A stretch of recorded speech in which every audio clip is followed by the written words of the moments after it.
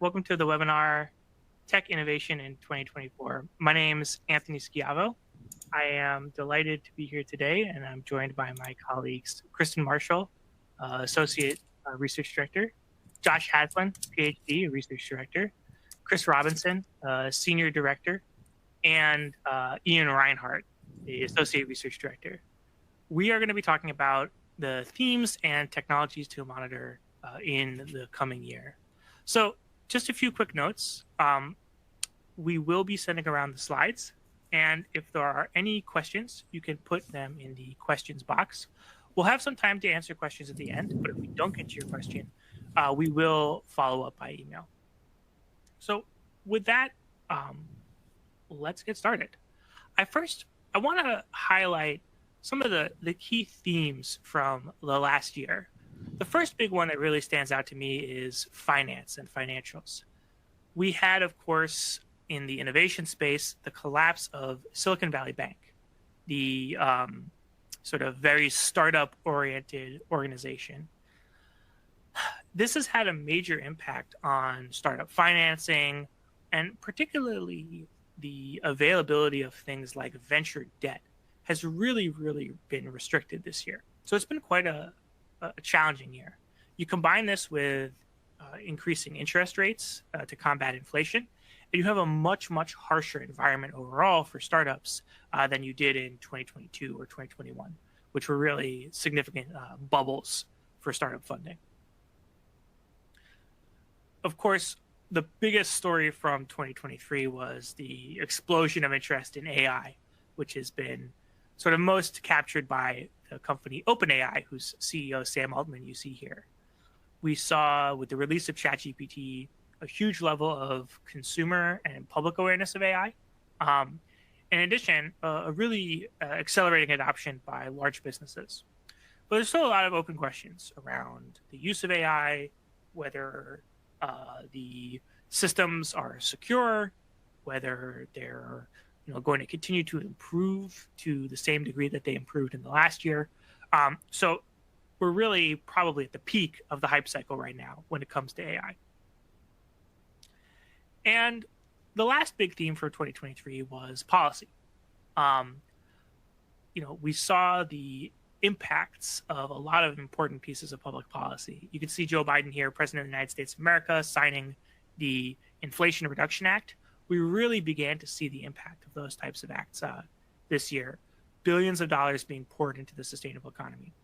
And it's not just in the United States. We saw important policy actions from China and Indonesia, who are beginning to flex their muscle in the battery supply chain. Countries like Mexico, who have natural resources, began to flex their muscles. And Japan and the EU began to develop their own aggressive industrial policy. So policy really set the stage for a lot of what happened in the past year. When we were prepping for this webinar, I asked my colleagues a key question. There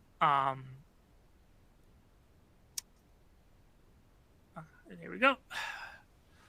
What are the key themes that are going to define innovation in 2024? And so I want to open up this discussion and first bring my colleague, Chris Robinson, in and ask him to talk a little bit about what he's seeing in the utility sector. Yeah, thank you, Anthony.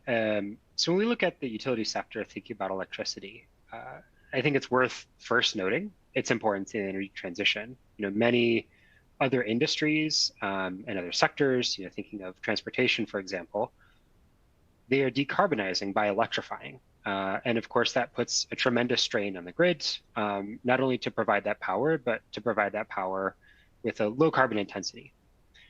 So when we think about net zero grids, we usually think about it in kind of three buckets. You've got to make the power, right? So we have obviously ongoing deployments of solar and wind we'll continue to see in the future. You've got to move and potentially store that power. And energy storage continues to be probably the most talked about and asked about topic that we get from our client base. And then you have managing the power. And when I say managing the power, it's really managing the loads, people consuming power.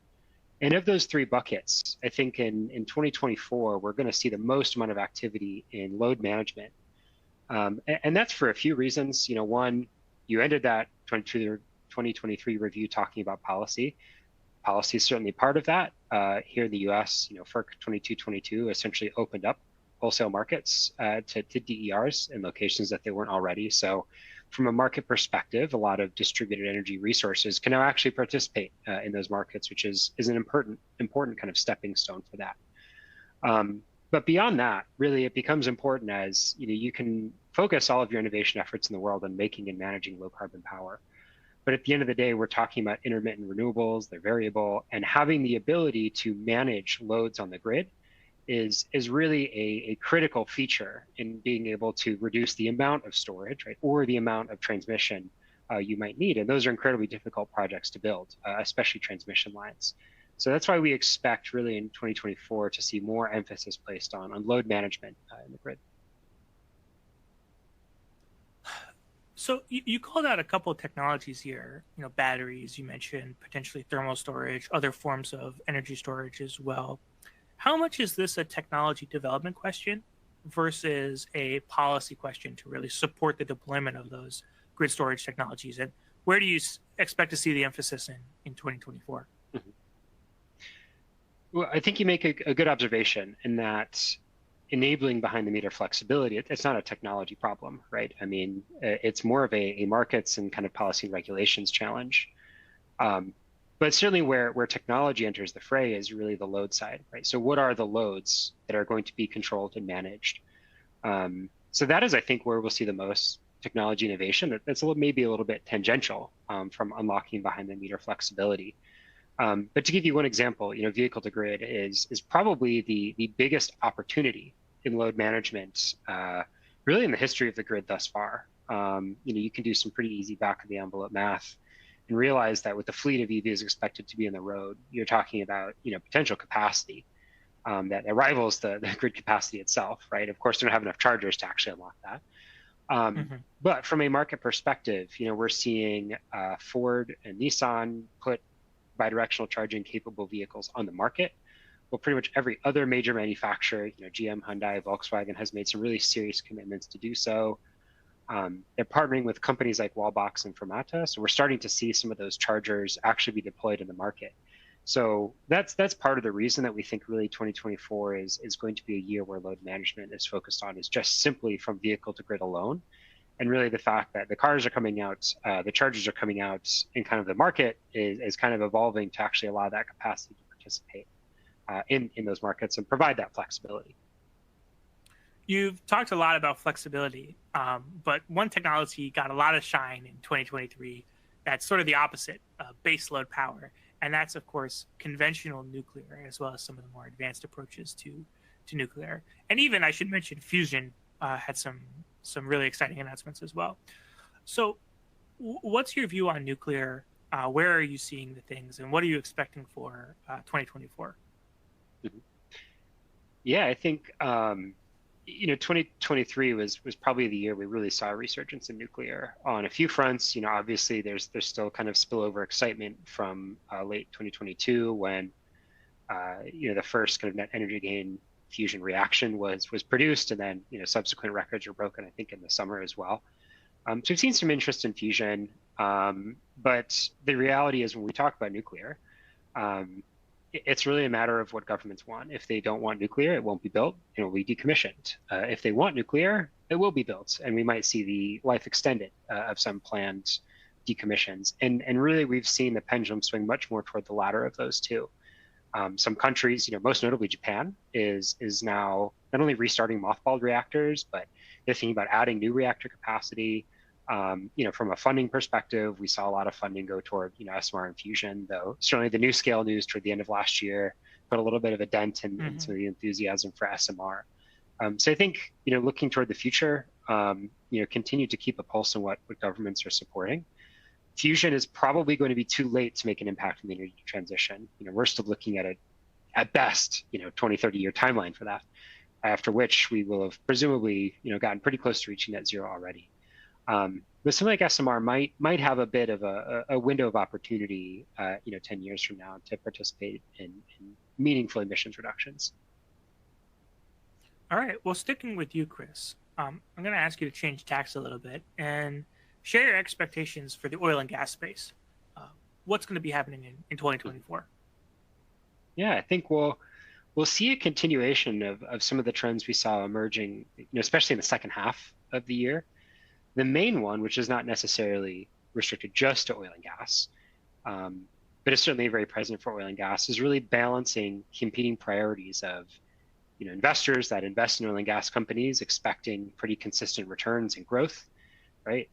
Contrasted with pressures to decarbonize, which often put a limit on how oil and gas companies can be profitable. Right, you're oftentimes investing in something that's more expensive and less profitable as well. And really, the defining theme of 2024 is how do oil and gas companies balance those competing priorities? I think the one obvious thing we'll probably expect to see would be a shift away from some of those quote unquote home run bets, right? We saw some oil and gas companies investing in fusion startups. I think that was smart to kind of get a seat at the table and keep an eye on development, but realistically, that's a very large chunk of money to something that probably, as we mentioned, won't be commercialized in the next 30 years. So I think instead, to balance those competing pressures, we'll see a return to maybe what is more, quote unquote core or short term, right? So things like carbon capture. We saw Oxy make a big splash in acquiring carbon engineering last year, and certainly those really lucrative 45Q credits available for direct air capture right now make those projects pretty attractive to build right now. I would say anything in the hydrogen space, we can extend it to that. And maybe within the hydrogen space, we actually think white hydrogen is going to get a lot of attention. White hydrogen being natural deposits of hydrogen that we've gotten quite a few questions from our oil and gas clients about as well, where, again, maybe that's not the nearest term technology, but very close to line to the core, right? Exploring for resources using your knowledge of the subsurface or subsea environment. So I think those are the types of innovations that are going to be focused on, in 2024 and likely for years ahead, are things that you can build today, things that you can really move into the pilot stages today, versus, a home run shot that might make an impact, 20, 30 years down the road. So, Chris, I think we have time for just one question here. I'm curious, does this shift to the nearer term or more to the core, does that put decarbonization at risk, or is that going to slow down decarbonization efforts? I would say it's of course a difficult question to answer, but if I had to pick one and lean toward, this isn't going to delay decarbonization efforts, as you might think, just kind of scanning headlines. And the reason for that is if you take a close look at a lot of these 2050 net zero targets that a lot of oil and gas companies have put out, they start with interim targets, and usually that first interim target is 2030. And usually they're not talking about addressing scope 3 emissions, right? It's a lot of scope 1 emissions, some scope 2. And the technologies that we define as near term are really the ones that can address that, right? If you cannot electrify certain processes, you can deploy carbon capture. Maybe in a refinery, you introduce small amounts of green hydrogen to lower the carbon intensity and lower your scope 1 emissions again. So I don't think it necessarily contrasts with that. You can still incrementally move toward net zero and do things that make an impact today, which are very important, without necessarily taking an eye off of what happens in the future. And that's kind of the key part, right, is to what extent do oil and gas companies ramp down efforts looking more in the kind of 2030, 2040 timeframe? That's the bigger question mark. That's a little bit harder to predict, but I still think this focus on more core opportunities closer to the core and near term doesn't necessarily mean it delays those net zero targets. All right. Well, thank you, Chris. I appreciate you jumping on here. I'd like to now turn to my colleague, Kristen. What are you expecting in the next year for the chemical sector? Yeah, thanks, Anthony. Very similar to oil and gas, actually. It was actually a very tough year for the chemicals industry for several reasons, but primarily lower demand than expected due to a tough global economy. And in 2024, we expect to see, these continued themes of hardship, although maybe some relief through these bigger disruptions, creating opportunities like the energy transition, like the need to replace certain materials of concern, But the industry is going to be working to strike this really delicate balance between navigating near-term uncertainty because of policy and questionable financial environment, especially in a time where borrowing costs are high, and this really long-term vision that we're working towards, building up to a world that's decarbonized, electrified, potentially even water scarce, and of course more stringent policies around what emissions and pollutants are getting into the environment. So what does this mean for corporations? We're expecting to see an emphasis on the near term or lower hanging opportunities for capturing revenue streams. For example, things like carbon capture or mass balancing for decarbonization, right? Where these are already mature, they're ready to be scaled up today.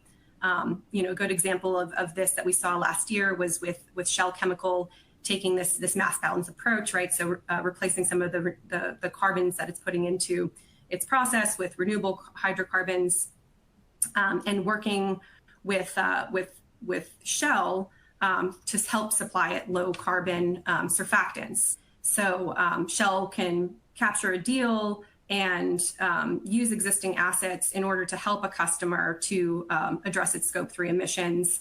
And of course, for Henkel, it's doing it in a way that's not compromising the performance of its products. But there are going to be other near-term opportunities beyond decarbonization by the energy transition, by replacing materials of concern, et cetera. And for startups, on the other hand, what we might see, interestingly enough, is maybe some pivot to be able to chase funding that's available in some of these spaces because of the hardships in the financial environment. So they're now chasing these other opportunities with their platform. So I guess an example that I have of that, I was talking to a startup just last week that's developing bio-based surfactants. Again, another surfactant example, I'm sorry, but developing surfactants. Surfactants on the brain. Yeah, surfactants on the brain. And they, in the past, when I talked to them 5 years ago, they were developing, the primary market they were targeting was personal care, obviously, because it's one where you could potentially capture higher margins. But recently, they had pivoted to focusing on metal recovery from wastewater and coal refuse, because that's where the funding is available. So I just think that's an interesting example of what we could potentially see in 2024 if there is continued constrained funding for these companies that have these platforms where they could do a couple of different things. So Kristen, you highlighted a couple of different technologies here, and I think you called out that you're expecting to see 2024 focus on some more of the near-term pathways and the near-term technologies. Any other examples or technology examples you'd want to highlight? Not just surfactants, but anything else? Yeah, of course. I think there are some things being created by policy. Definitely, a lot of our clients are asking about, PFASs were another thing on the mind of our clients last year. So there's a lot of interest in PFAS alternatives, especially for things like durable water repellent and other types of coatings that may go on to packaging because of the exposure to consumers. I would also say that there's been a lot of interest in maybe some wastewater treatment technologies because of PFAS concerns, but also growing concerns on other materials of concerns, like microplastics even. And I know Schiavo or Anthony, you wrote an article last year about microplastics being the next PFAS. So I think opportunities in solutions to replace materials of concerns, but also for remediation, and then also for technologies enabling the circular economy are constantly on our clients' mind, from technologies to help source cleaner waste streams, to conversion technologies, to even additives, right, that can help with regards to incorporating more recycled content in products. So near-term opportunities there. Excellent. Well, Kristen, I want to thank you for sharing your thoughts with us. I'm going to ask my colleague Ian to jump on now and share what you're thinking about for the industrial sector, this broad sector, right? But what are you envisioning for the next year? Yeah, thanks, Anthony. 2023 was an up and down year for industrials, but I'm bullish on the near-term future. And that's because industrial companies are well positioned to develop the core equipment that enables the energy and materials transition. Fuel cells, carbon capture membranes, pipeline infrastructure, CO2 utilization technologies. What's new is that policy and technology maturity are coming together to give confidence in big market sizes, hundreds of billions of dollars or more. For example, proton exchange membrane, PEM electrolyzers, the largest system deployed to date has a 20 megawatt capacity. And we predict this year, 2024, that we'll see the first 100 megawatt system deployment.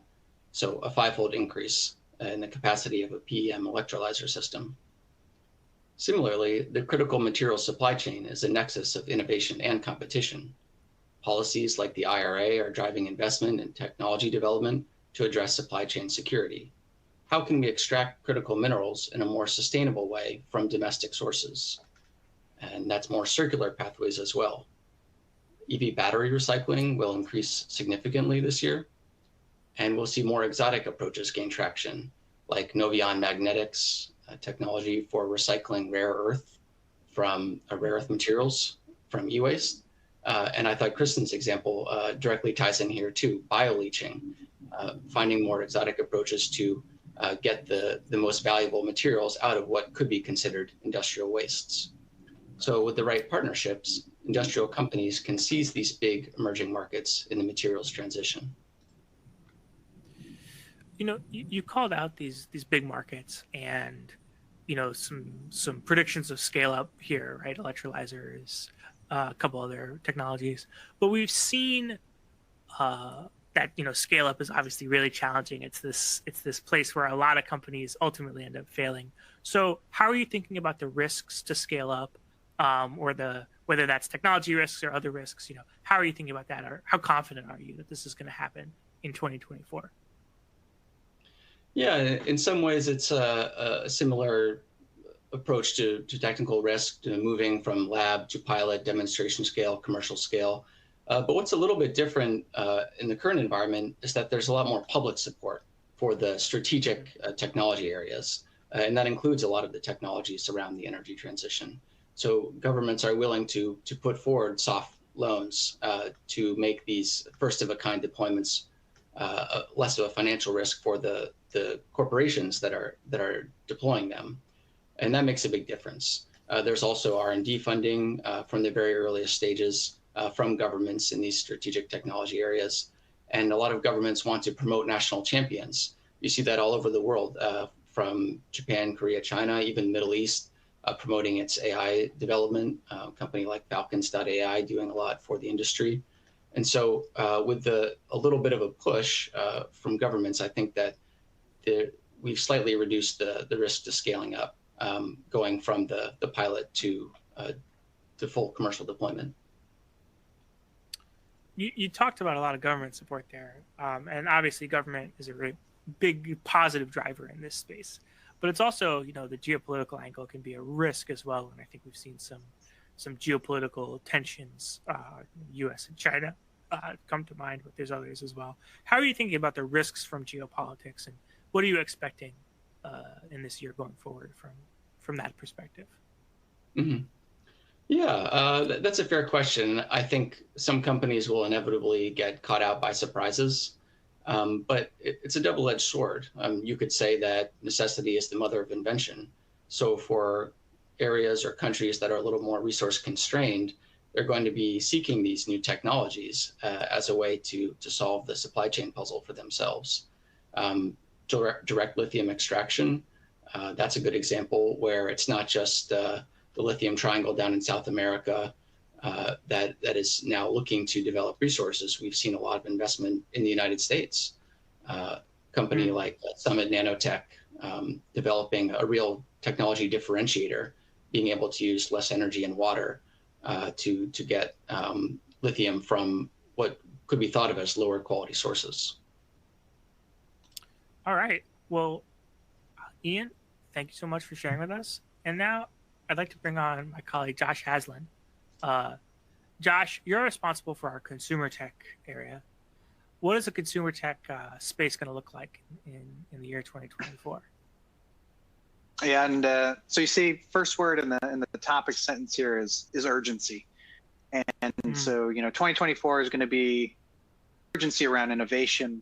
Primarily we're coming out of, as you heard from others, a relatively tough year, but I think the financial positions are beginning to open people's pockets at least a little bit to the consumer market. But I think the key indicator of the level of concern that some CPGs had was this race to the bottom with products where you have the size of products decreasing, but the cost of them is going up. And so much so that it actually, in some cases, companies are offering beyond the point of inflation. And as a result, retailers are considering taking products off the shelves. And we've actually seen recently some more progressive retailers, doing that to notable companies, even those that are progressive with, sustainability. So cost, is mattering. But, when we think about 2024, there's a lot of other things happening, right? As it says here, it's not just about what consumers are buying. We have a lot of money that was poured into innovation over the last,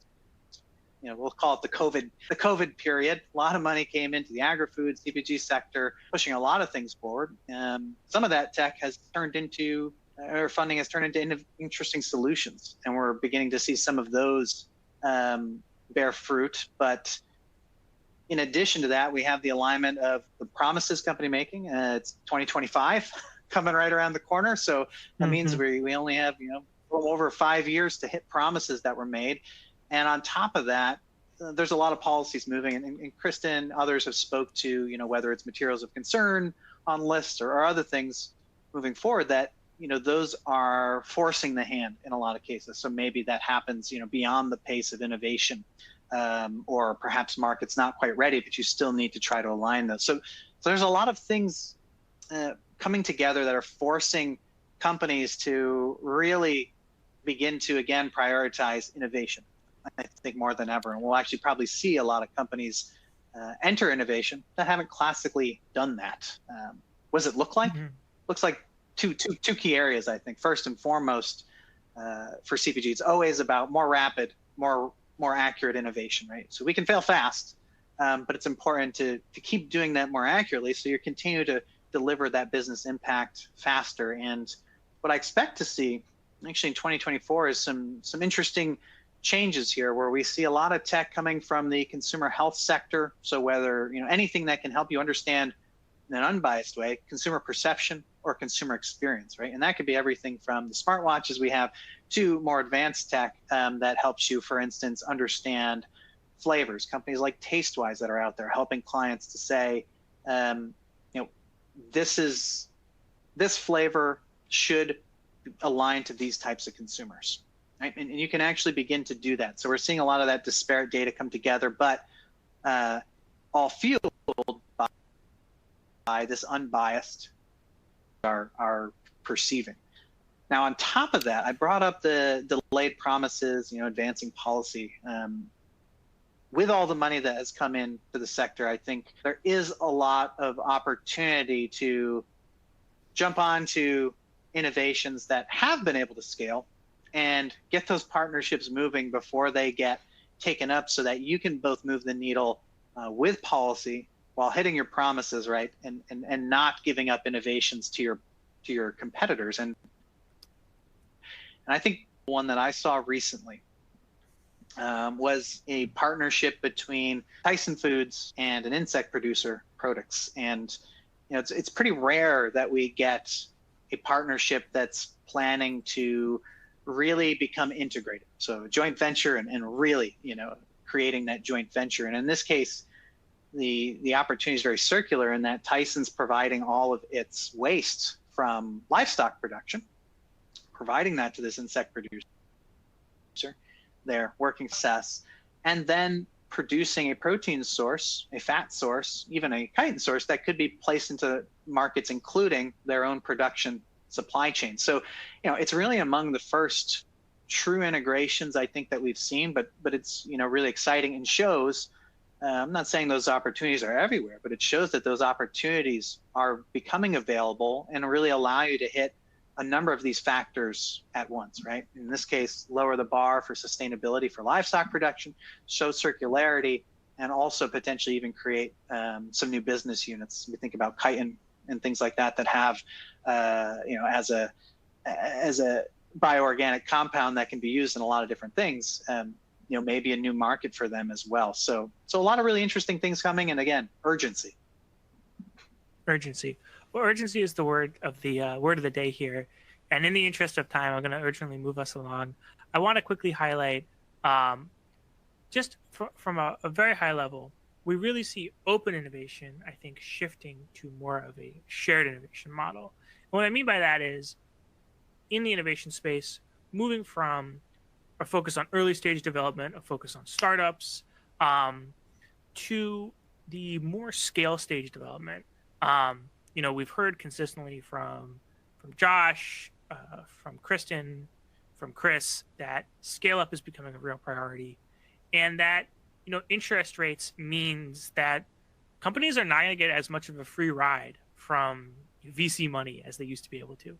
So the value of that very early stage open innovation work isn't going to be as big, right? And the focus is going to be more on that middle of the innovation funnel.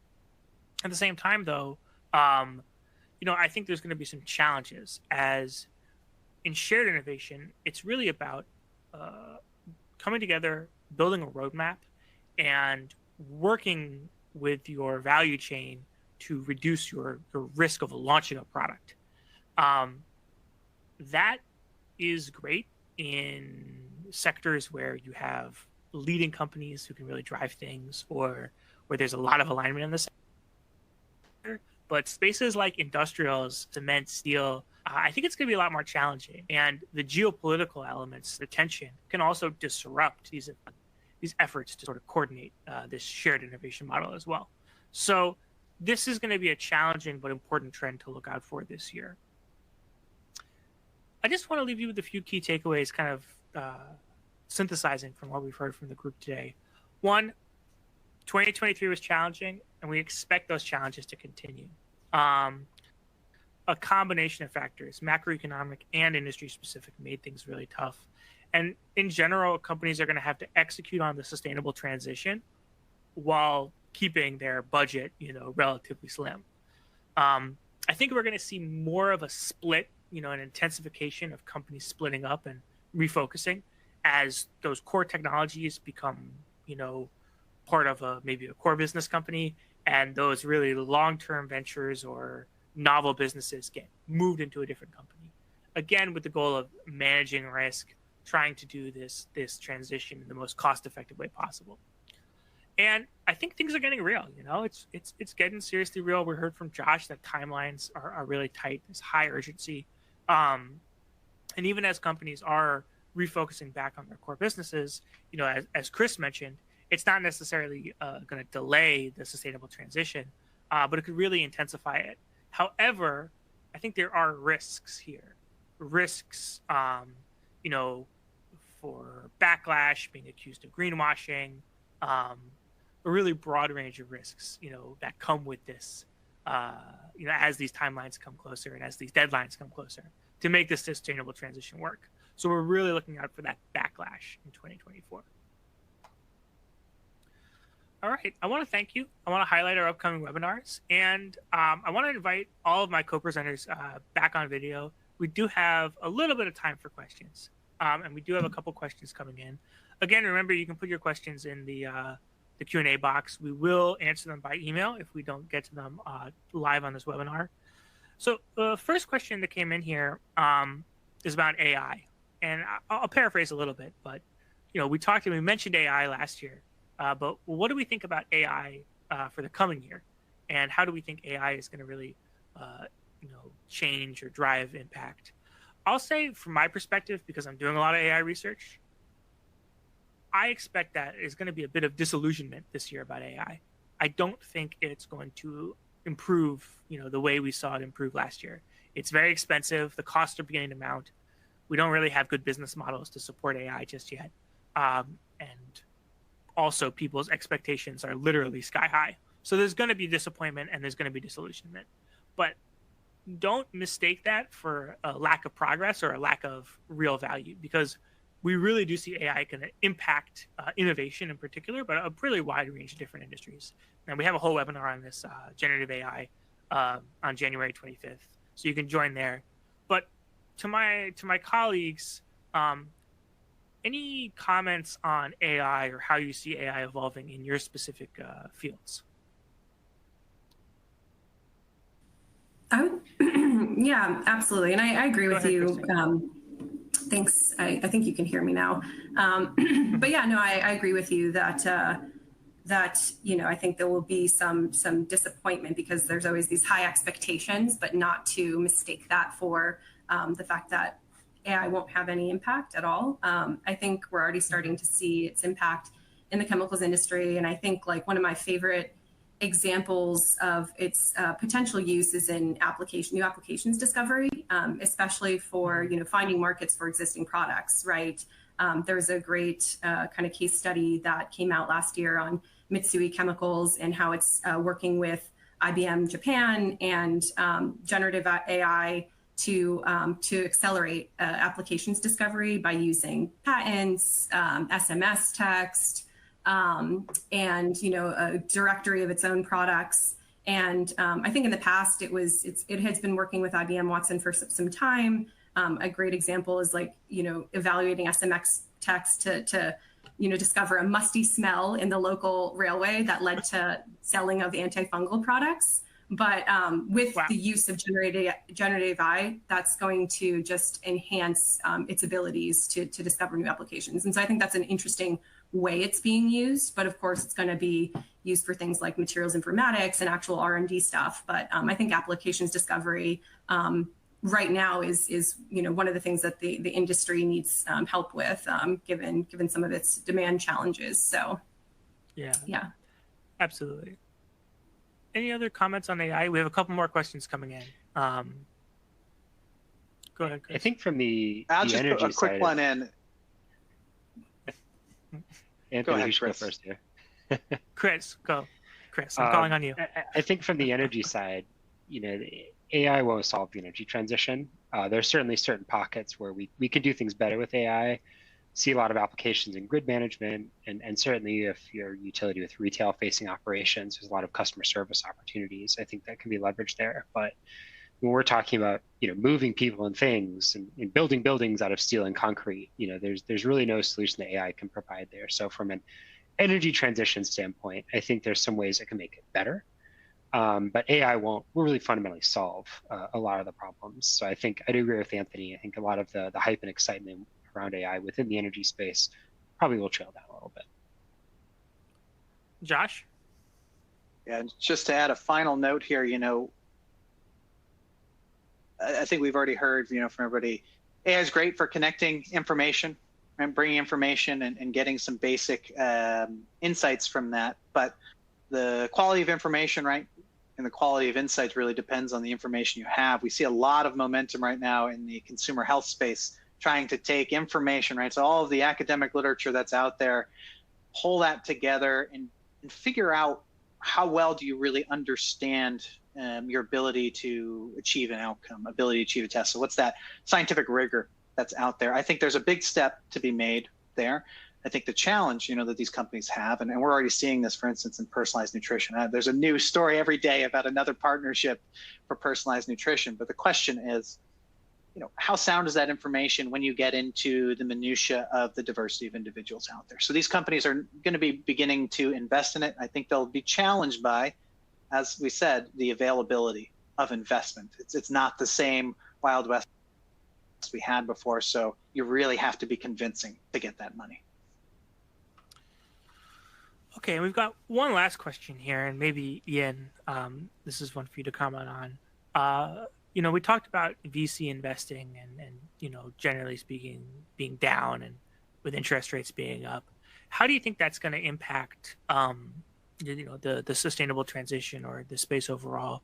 You touched on this a little bit in your comments, but I'm curious, if you have any further comments on specifically the role that VC might play in 2024?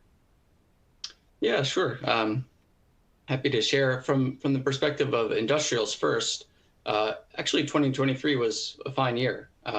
Overall, climate tech VC investment dropped 30% across the board, but it was up 10% in industrials, and that's the only category where it increased.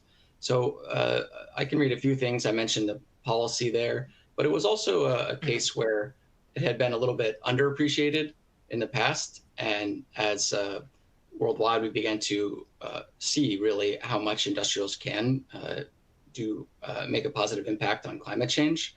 That investment caught up, and then these companies, which had been growing at the early stages in recent years, are now at the point where they need tens or hundreds of millions to scale to the next stage. So I think that was kind of the dynamic there. But for VC funding across the board, I think we still see signs of another quiet year compared to the frothy 21-22 period. And so it's a chance for startups to really get tight, get lean, do what they do well, not overextend into new R&D efforts or applications. And similarly, a good chance for corporate venture capital to get some good deals. You know, when the market's down, then if you're a buyer, it's a good time to be in the market. All right. Well, thank you all. That is going to conclude our webinar for today. The slide presentation and the recording from this webinar is going to be sent out via email. After the webinar, you're going to get a survey on today's presentation. We really appreciate any feedback you have. That does help inform us. We take that very seriously, and it helps us improve our future webinars. And again, I'll mention we have upcoming webinars on generative AI, as well as on the future of aviation. So please do check those out as well. Thank you so much.